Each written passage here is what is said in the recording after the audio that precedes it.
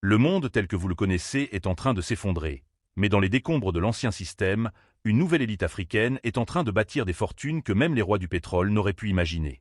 Nous ne parlons pas de chance. Nous parlons de stratégie. Alors que les investisseurs occidentaux hésitent, les visionnaires du continent sont déjà en train de verrouiller les secteurs qui domineront 2030. Vous voulez savoir où se cache la véritable richesse? Vous voulez comprendre comment un jeune entrepreneur partant de zéro peut devenir un titan de l'industrie en moins d'une décennie? Attachez votre ceinture. Aujourd'hui, le continent en marche vous livre l'analyse la plus dense jamais produite sur les 5 mines d'or technologiques et industrielles de l'Afrique.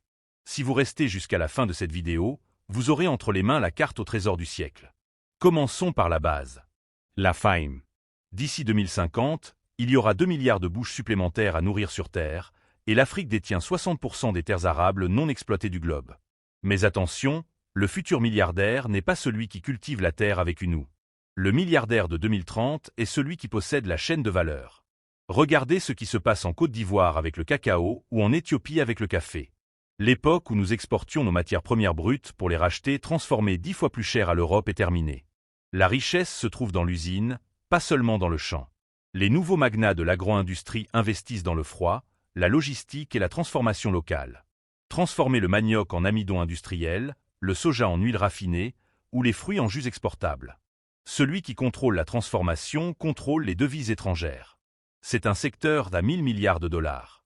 La terre ne ment pas, mais l'industrie, elle, enrichit. Le deuxième secteur est celui qui terrifie les banques traditionnelles, la fintech. L'Afrique a réalisé un saut technologique unique au monde. Nous avons ignoré les chèques et les cartes plastiques pour inventer le futur du paiement mobile. Mais ce n'est que le début. En 2030, la fortune se fera dans l'inclusion financière profonde. Le microcrédit instantané, l'assurance par SMS, et surtout l'intégration de la blockchain pour les transferts transfrontaliers.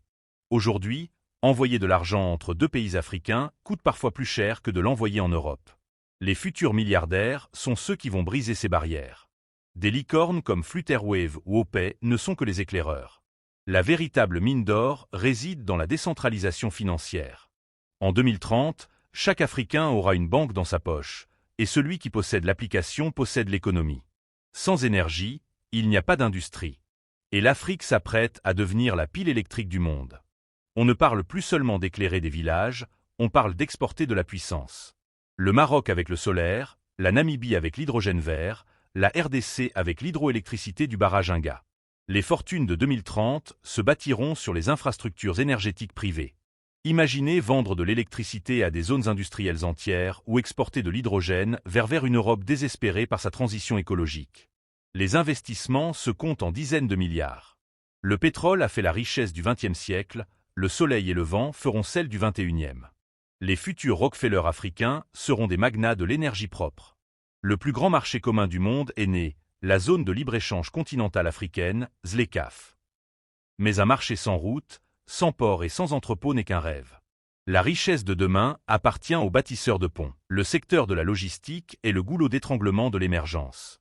Celui qui saura transporter des marchandises de Lagos à Nairobi avec la même efficacité qu'entre Paris et Berlin deviendra intouchable.